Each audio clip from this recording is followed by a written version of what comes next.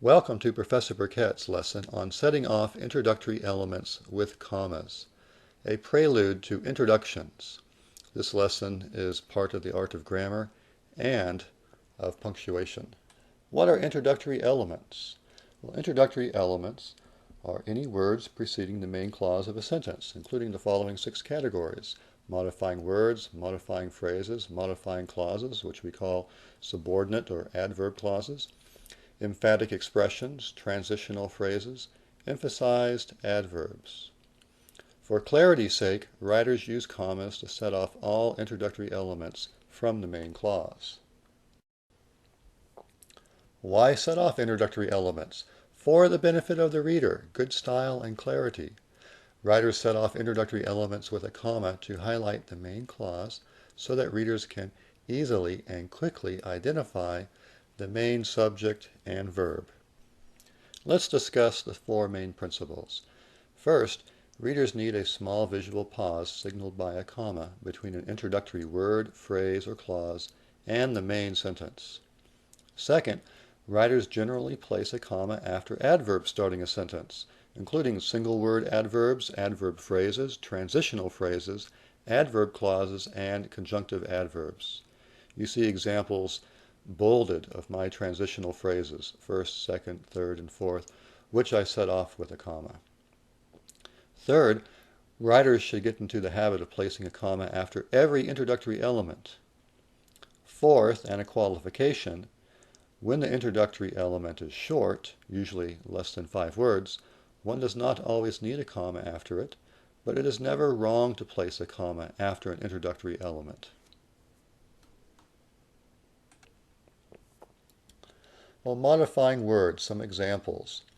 Proud, they watched their daughter receive her diploma, so I set off the verbal adjective here, a past participle, with a comma. However, they were also relieved. The conjunctive adverb is an introductory element, and I set it off with a comma.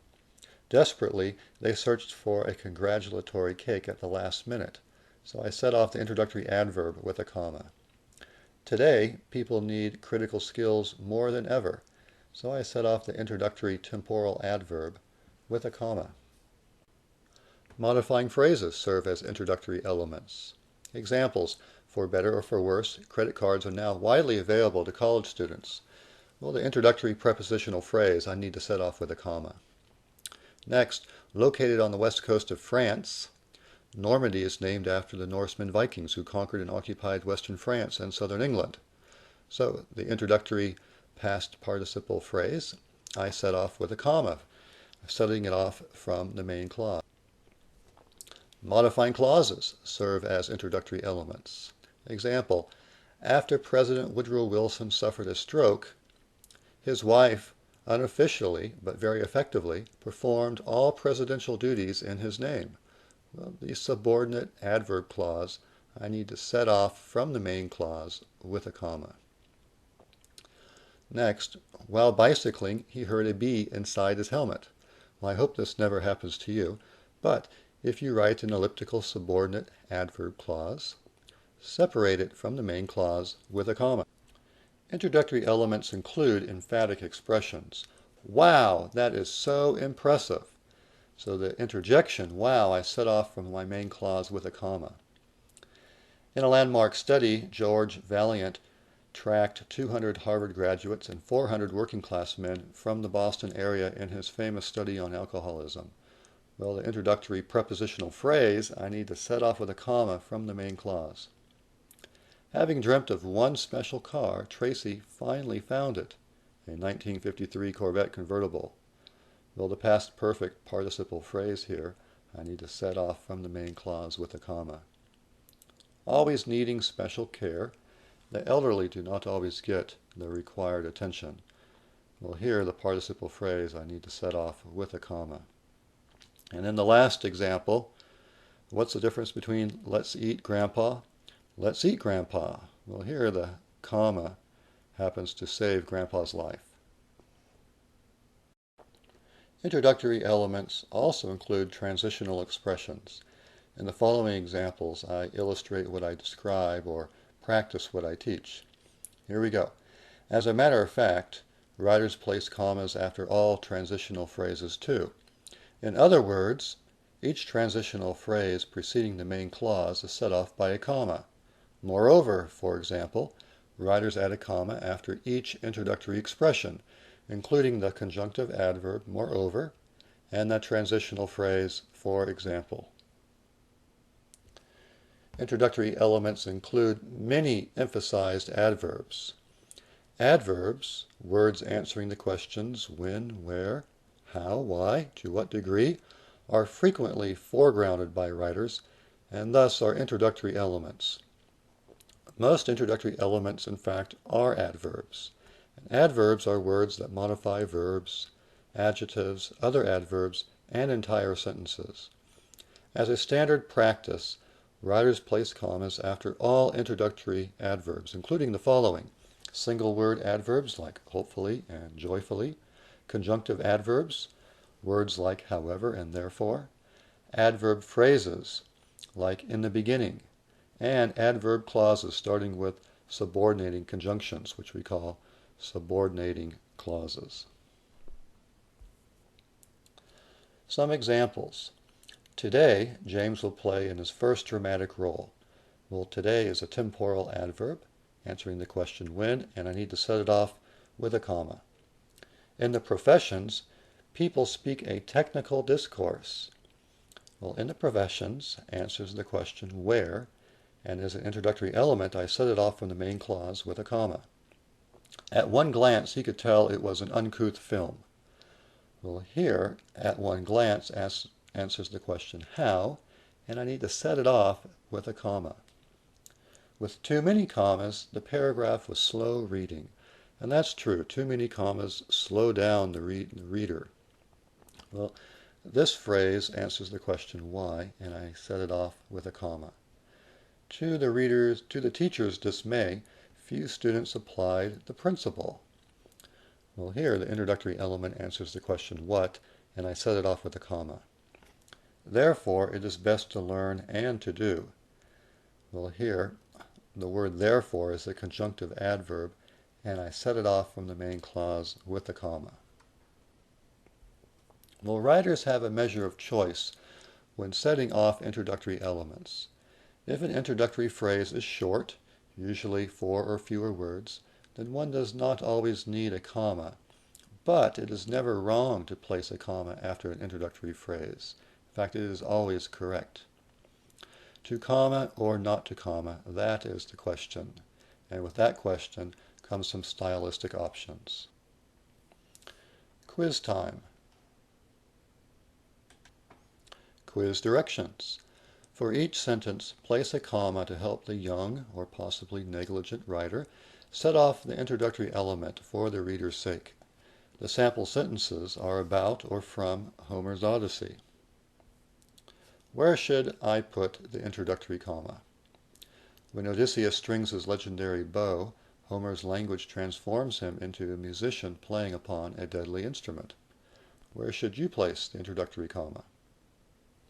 Well, yes, a comma is required after the subordinate clause, ending with the word bow. And in this way, the reader can easily find the main clause, which begins with the grammatical subject, Homer's language. At this moment in the scene, Odysseus becomes a musician playing a deadly instrument. Where to place the comma? A comma is required after the long prepositional phrase, ending with the word scene. Suddenly, the world scene is transformed from circumstances controlled by fate to situations changed by Odysseus' activity and ingenuity. Where should you place the comma? Yes, a comma is usually, or nearly always, placed after the introductory adverb, in this case the word suddenly. While Odysseus questions the god's motives, Aeneas accepts his fate. Where to place the comma here? A comma is required after the subordinate clause, in this case the while clause, which ends with the word motives. Thinking back on the 20 years of marriage they have lost to the Trojan War, Odysseus and Penelope weep. Where should we place the comma to separate the introductory element from the main clause? Yes, a comma is required after the long participial phrase, and so that we can easily recognize the main clause, which is this: Odysseus and Penelope weep. Thinking back on the 20 years they have lost causes Odysseus and Penelope to weep. Where do we place the comma? Well, here no comma is required. The long participial phrase is in fact the grammatical subject of the sentence. On the one hand, Odysseus loves Penelope and wants to return to her. A comma is required after the transitional phrase, on the one hand. On the other hand, however, his love of fame and adventure overshadows his love for his wife. Well,